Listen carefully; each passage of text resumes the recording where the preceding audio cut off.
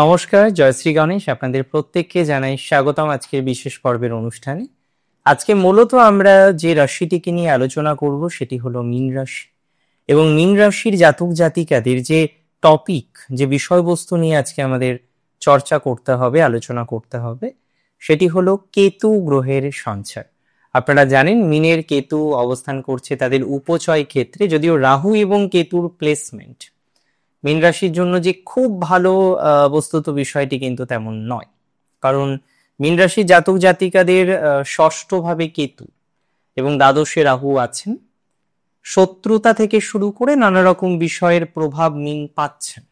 7.5 মধ্যে রাহু কেতুর ট্রানজিটটা মীনের কিছু প্রবলেম থেকে বের করে নিয়ে এসে নতুন কিছু প্রবলেমের জায়গা কিন্তু উপহার দিয়েছে। যাই হোক, আমরা একটা বিষয় নিয়ে অন্তত নিশ্চিত, এই যে ট্রানজিটটি হতে চলেছে, যেখানে মীন রাশির ক্ষেত্রে কেতু অবস্থান করছে ষষ্ঠে, এবং খুব সিগনিফিকেন্ট একটা বিষয়, অষ্টম পতির নক্ষত্রে অবস্থান করবে। শুক্রের নক্ষত্রে কেতুর প্রবেশ মীনের জন্য অত্যন্ত গুরুত্বপূর্ণ। বহু মীন রাশির জাতক জাতিকারা রয়েছেন যাদের জীবনচক্রে বিভিন্ন রকম বাধা কমতে চাইছে না। অনেকে বলছেন দাদা দেওয়ালে পিঠ ঠেকে গিয়েছে, and that is very true. বহু মীন রাশির জাতক জাতিকাদের এই মুহূর্তে দাঁড়িয়ে তাদের দেওয়ালে কিন্তু পিঠ ঠেকে গিয়েছে। আপনি যদি আমাকে প্রশ্ন করেন যে এই দেওয়ালে পিঠ ঠেকে যাওয়া অবস্থা থেকে কবে আপনি বেরোতে পারবেন, কবে আপনি বেরিয়ে আসতে পারবেন, তাহলে আমি আপনাকে খুব স্পেসিফিক ভাবে কয়েকটা কথা বলবো। মীন রাশি জাতক জাতিকাদের যাদের দেওয়ালে পিঠ ঠেকে গিয়েছে তাদের অনেকেই দেখবেন এই পরিস্থিতি থেকে বেরোতে পারছেন। অনেকেই এই পরিস্থিতি থেকে বেরিয়ে নতুন কিছুর পরিকল্পনা করতে পারছেন, এবং ফাইনালি সেটি আপনাদের জন্য ধনাত্মক হিসেবে প্রতিপন্ন হবে, এটি নিয়ে কিন্তু কোনো ডাউট নেই। আমি আশাবাদী যে মীন রাশির জাতক জাতিকাদের ক্ষেত্রে কেতুর ট্রানজিট সাময়িকভাবে সমস্যা প্রবণ হলেও ফাইনালি এটি কিন্তু খুব নেগেটিভ আপনাদের জন্য হবে না। যে সমস্ত মীন রাশির জাতক জাতিকাদের বারবার শত্রুর কারণে কাজ নষ্ট হচ্ছে, শত্রুর কারণে বিভিন্ন রকমের স্ট্রেস, বিভিন্ন রকমের জটিলতা যে সমস্ত জাতক জাতিকারা বারবার ফেস করছেন, তাদের পজিটিভিটির মাত্রাটা বাড়বে। আমি এতটুকু সিওরিটি আপনাদের দিতে পারি, শত্রু সমস্যাটা মিনিমাইজ হবে। আমি এতটুকু সিওরিটি বা অ্যাসিউরিটি আপনাদের দিতে পারি, শত্রুর যন্ত্রণা থেকে অনেকে বেরোতে পারবেন।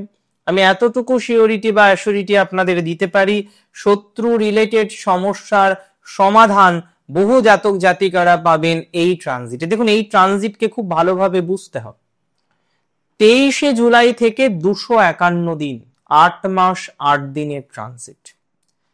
কেতু অবস্থান করবে নক্ষত্র পূর্ব ফাল্গুনীতে, যে নক্ষত্রের অধিপতি হলেন শুক্র এবং যে নক্ষত্রের দেবতা হলেন ভগ দেবতা। এই নক্ষত্র থেকে যেমন আমরা বিভিন্ন রকম ক্ষেত্রেই সৌন্দর্য, আরাম, আয়েশ, প্রবণতা এগুলো দেখি, এই নক্ষত্র কিন্তু খুব এথিক্যাল। এই নক্ষত্রেই মহাদেবের বিবাহ বন্ধনে আবদ্ধন এটা মনে করা হয়। So Purba Falguni is very very very auspicious নক্ষত্র। So এই নক্ষত্রের যে প্রভাব সেটি মারাত্মক।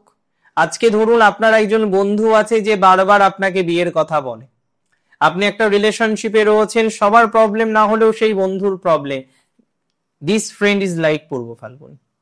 পূর্ব ফাল্গুনি চাই বিয়ে হোক, তারপরে তারা আনন্দ করুক, ঘুরুক ফিরুক, এভরিথিং। এটা কিন্তু পূর্ব ফাল্গুনির একটি বিশেষ বৈশিষ্ট্য। যদিও পূর্ব ফাল্গুনির প্রতীক আপনি দেখবেন দোদুল্যমান বিছানা।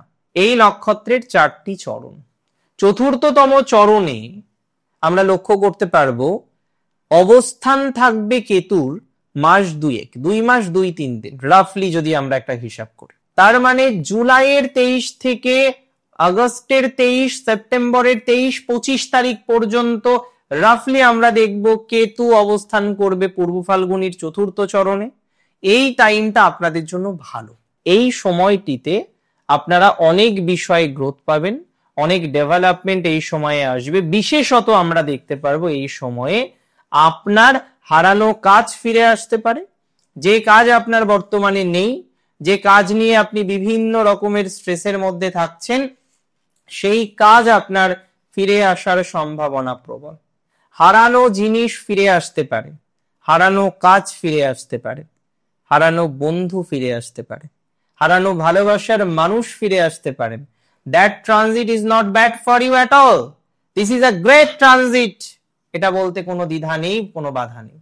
আমি মনে করি এই ট্রানজিটের ফলাফল আপনাদের জন্য ভালো হবে। আমি মনে করি এই ট্রানজিটের ফলাফল আপনারা ভালোভাবে পাবেন, দ্যাটস ফর শিওর। তবে এর পরে আরেকটি ট্রানজিট আছে, আমি অবশ্যই ডেট টাইম হিসেবেই বলবো, তবে তার আগে বলে দিই এই ট্রানজিটে কিছু ভ্রমণ হতে পারে, কিছু দূরে যাওয়ার টেন্ডেন্সি তৈরি হতে পারে। অনেকেই হয়তো দূরে যাবেন, অনেকেই হয়তো দূরে যেতে চলেছেন। এই ট্রানজিটে ভ্রমণের মাত্রা বাড়বে, ভ্রমণের সম্ভাবনা বাড়বে। অনেকেই এই ট্রানজিটে ভ্রমণ করতে চলেছেন, ভ্রমণ রিলেটেড উন্নতির সম্ভাবনা রয়েছে। এই ট্রানজিটে দূরের কানেকশন বাড়বে। যারা বাড়ি শিফট করতে চাইছেন, জায়গা শিফট করতে চাইছেন, জমি শিফট করতে চাইছেন, তাদের এই ট্রানজিট কিন্তু আশা অনুরূপ ফলাফল দেবে। আবার এই ট্রানজিটে আমরা লক্ষ্য করতে পারবো যাদের পিতার সাথে বনিবনার অভাব চলছে, পিতার সাথে যাদের সম্পর্কটা এখন খুব একটা সুবিধাজনক নয়, বারবার পিতার সাথে সম্পর্কের ডিস্টারবেন্স যাদের তৈরি হয়ে যাচ্ছে, তাদের পজিটিভিটির মাত্রাটা বাড়বেই। পিতা রিলেটেড, গুরুজন রিলেটেড কম্বিনেশন ভালো। আবার এই ট্রানজিট আপনাদের সঠিক গুরু দিতে পারে, গুরু লাভের সম্ভাবনা রয়েছে। যদি আমার গুরু বলেন যে গুরু লাভ হয় গুরুর কৃপায়, তাহলে আমি মনে করি এই ট্রানজিট আপনার গুরুর কৃপায় আপনার গুরু লাভের সম্ভাবনাকে এনহান্স করবে। আপনাদের অনেকেই আছেন তারা সঠিক গুরু লাভ করতে পারবেন, আপনাদের অনেকেই আছেন তারা ভালো গুরু লাভ করতে পারবেন। গুরু লাভের একটা সম্ভাবনা স্ট্রংলি আমরা কিন্তু এক্সপেক্ট করতে পাচ্ছি, and that will be very great for you. এটি আপনাদের ক্ষেত্রে অনেক শুভ সমন্বয়কে রিপ্রেজেন্ট করে, অনেক শুভ সমন্বয়কে রিপ্রেজেন্ট করে। এর পরের যে অধ্যায়টা রয়েছে সেপ্টেম্বরের 25 থেকে অক্টোবরের 25, অক্টোবরের 25 থেকে নভেম্বরের 25, এই টাইমটাও কিন্তু আপনাদের জন্য বিশেষ ভালো।